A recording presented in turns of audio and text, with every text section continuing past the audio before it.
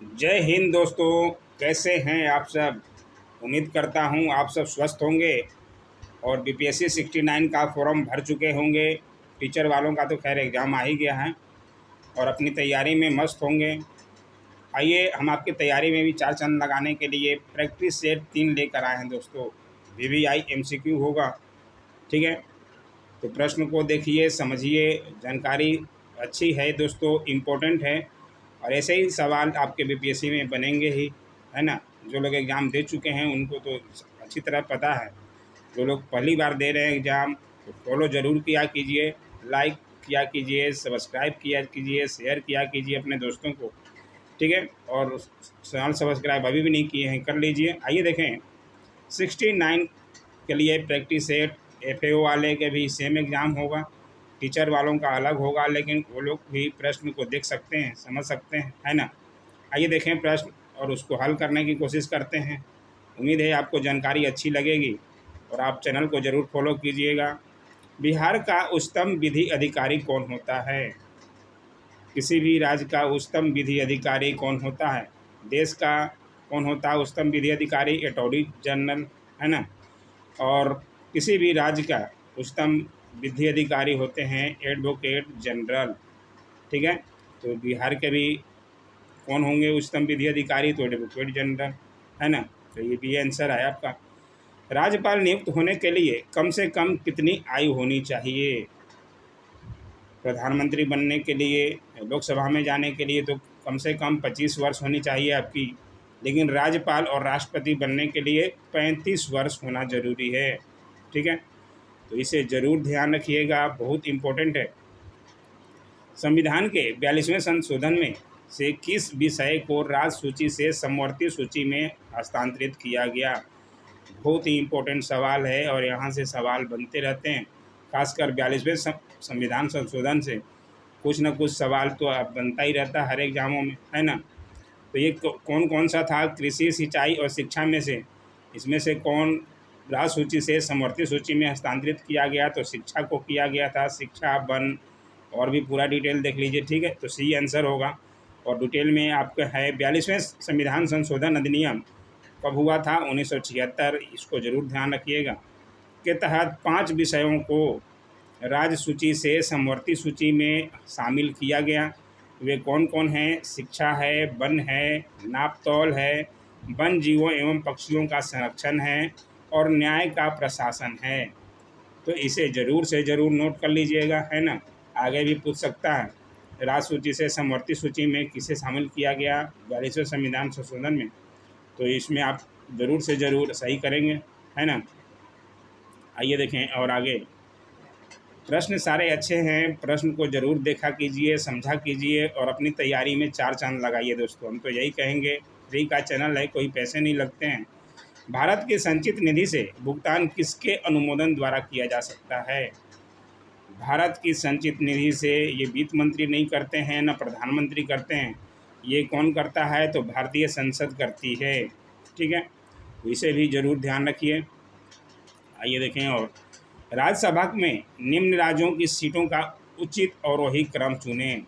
सबसे ज़्यादा राज्यसभा में कौन से राज्य की सीट है, ये आपको ध्यान रखना ही पड़ेगा। राज्यसभा और लोकसभा की, राज्यसभा में सबसे ज़्यादा सीटें किसकी है, उत्तर प्रदेश की, ठीक है। कितनी है, 31 हैं, है ना। और महाराष्ट्र की सब उसके बाद है, महाराष्ट्र की कितनी है, सबसे ज़्यादा है 31 उत्तर प्रदेश की। महाराष्ट्र की कितनी है, 19।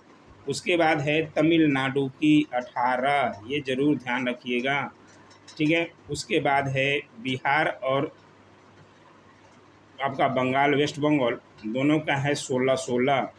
तो इसमें देख लीजिए किसका किसका है। उत्तर प्रदेश 31, उसके बाद है महाराष्ट्र, इसमें दिया है, इसमें दिया है, ठीक है। उसके बाद है तमिलनाडु 18 और बिहार है 16, ठीक है ना। तो ये राज्यसभा की सीटें। और लोकसभा की सीट जहाँ बात करें, मैं आपको बता दूं लोकसभा की भी सीट क्या है। तो लोकसभा की सीट में भी सबसे ज़्यादा उत्तर प्रदेश का ही है, ठीक है। यूपी का कितना है, 80 है, आप ज़रूर से ज़रूर नोट करें इसको।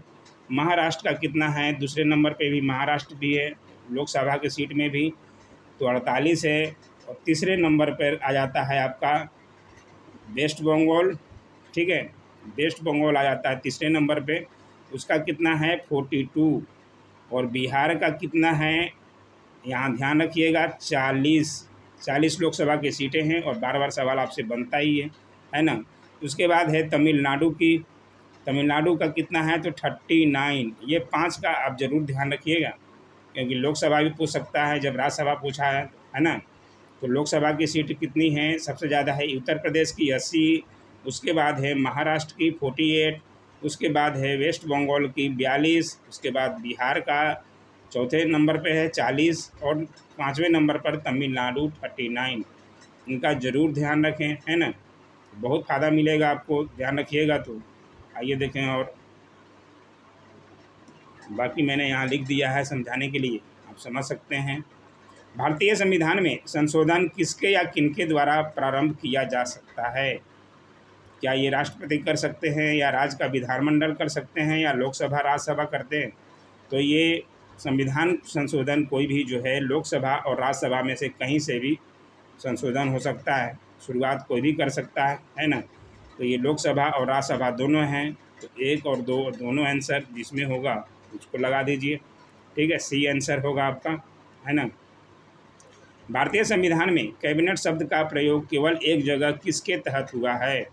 तो ये अनुच्छेद 352 के तहत हुआ है, तो ये भी इम्पोर्टेंट है, ठीक है ना। आइए देखें, और पंचायत सदस्य की अयोग्यता का प्रश्न कौन निर्धारित करेगा?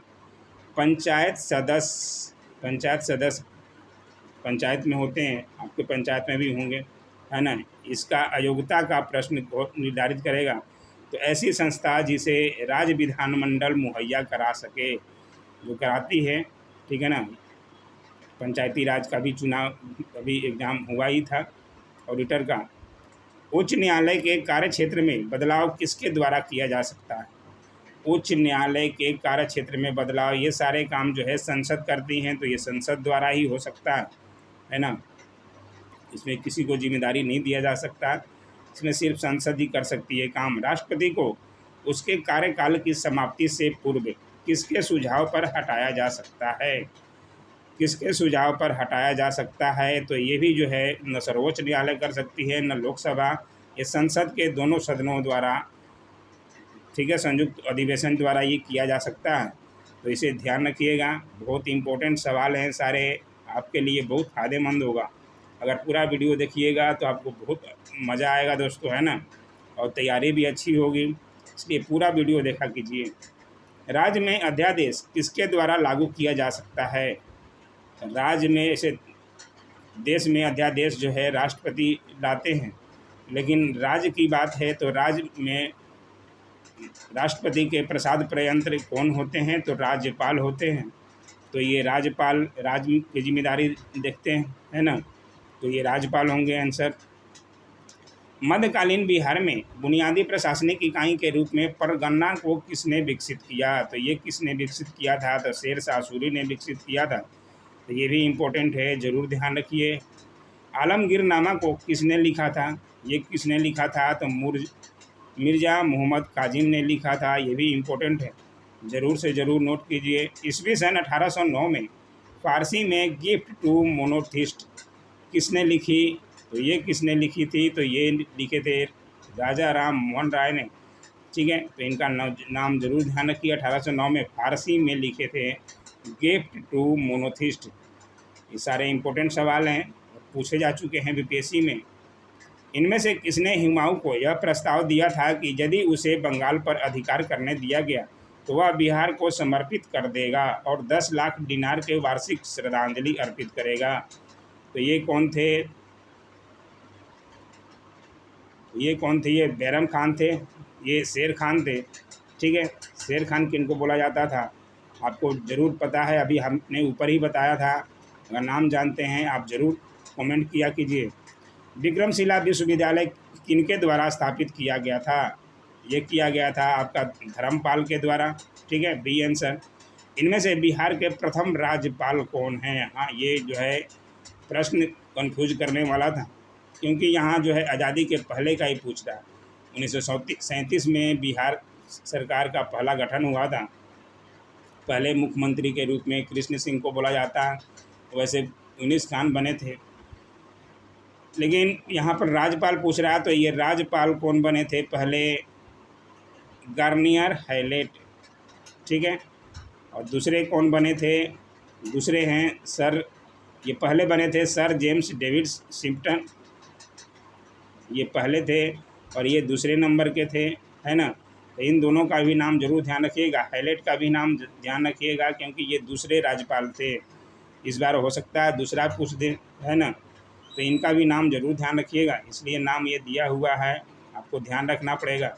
वैसे आज़ादी के बाद अगर पूछे, आज़ादी के बाद पहले राज्यपाल, तो ये जय राम दास दौलत राम का नाम आता है, इसे भी ज़रूर से ज़रूर नोट कर लें, है ना।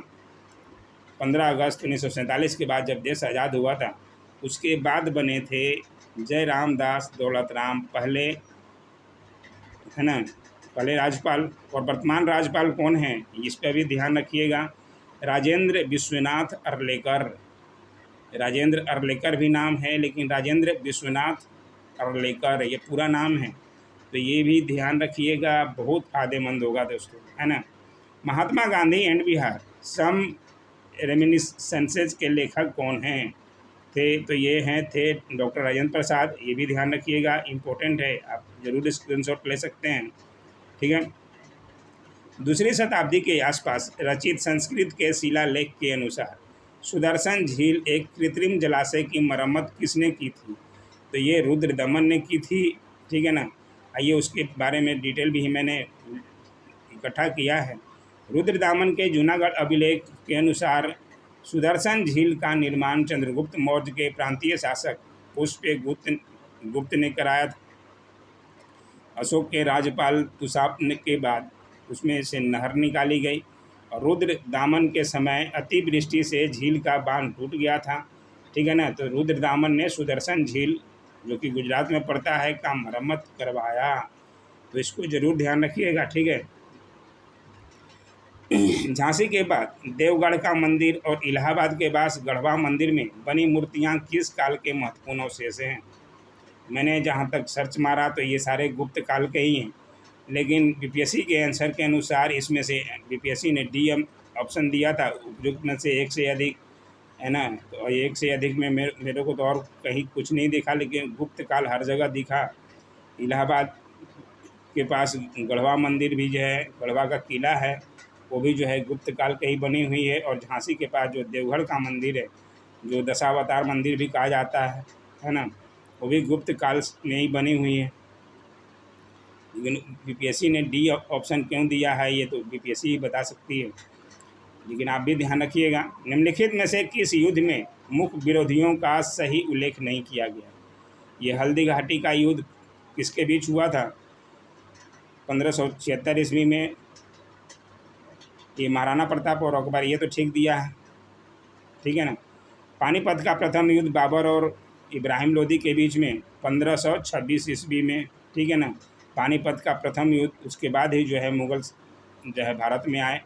और पानीपत का द्वितीय युद्ध अकबर और हेमू के बीच में हुआ था, जो कि टीपू सुल्तान और मराठा दिया है, ये बिल्कुल गलत है, ठीक है। अकबर और हेमू के बीच में 1556 ईस्वी में, अकबर और हेमू के बीच में, ठीक है, ये जरूर ध्यान रखिएगा, ठीक है। पानीपत के 3 युद्ध, एक 1761 ईस्वी में हुआ था, तो तीनों युद्ध के बारे में जरूर ध्यान रखें, ठीक है ना। तो ये तीसरा आंसर गलत हो जाएगा आपका।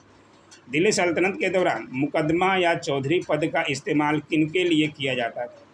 ये किया जाता था गांव के सरपंच के लिए, सरपंच कहलाते थे चौधरी, ये बात ज़रूर ध्यान रखिएगा। तबकात ए अकबरी, जिसे कभी कभी अबुल फजल के अकबरनामा से अधिक अविश्वसनीय माना जाता है, किसके द्वारा लिखा गया था? तो ये लिखा गया था आपका निजामुद्दीन अहमद के द्वारा, भी ज़रूर ध्यान रखिएगा, ठीक है। तबकात के अकबरी के लेखक कौन हैं? तो निजामुद्दीन अहमद। इस तरह से भी सवाल बन सकता है। इनमें से किस प्रसिद्ध शासक ने अपनी माता के नाम पर विजयनगर के पास नगालपुरम की एक उपनगरीय बस्ती की स्थापना की थी? विजयनगर के शासक कृष्णदेव राय ने, ठीक है। ये आंसर बहुत इम्पोर्टेंट है, ज़रूर लिखिएगा। 1940 में पटना महिला विश्वविद्यालय की स्थापना निम्नलिखित में से किस समाज द्वारा की गई थी? तो ये किया गया था sister of the apostolic Carmel. ठीक है, तो ये जरूर ध्यान रखिएगा। आइए देखें, और इनमें से किसने 1947 में भारत और पाकिस्तान के बीच अंतर्राष्ट्रीय सीमाएं खींचने के लिए, तो भारत और पाकिस्तान के बीच जो है रेड क्लिफ का नाम आता है। तो ये तो बच्चा बच्चा ही बता देगा ये आंसर, ठीक है ना। और आपको ही पता होना चाहिए रेड क्लिफ का नाम किस लिए प्रसिद्ध है। तो ये भारत और पाकिस्तान के बीच सीमा का निर्धारण किया। किसने बंगाल में महलवारी बंदोबस्त प्रणाली की शुरुआत की थी? तो ये कौन थे? तो होल्ट मैकेंजी। ठीक है, सी आंसर आपका हो बंगाल में महलवारी बंदोबस्त। तो ये जरूर ध्यान रखिएगा। 1940 में विनोबा भावे ने व्यक्तिगत सत्याग्रह कहाँ से आरंभ किया? ये किया था पवनार महाराष्ट्र से। आपको बता दें कि ये शुरू करने वाले महात्मा गांधी थे, ठीक है ना।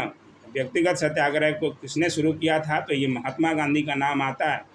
विनोबा भावे पहले सत्याग्रही थे, इसलिए इनका नाम भी जोड़ दिया जाता है। लेकिन शुरुआत किसने किया था? अगर प्रश्न पूछे तो आपको महात्मा गांधी लगाना है, विनोबा भावे लगाइएगा सीधे गलत हो जाएगा।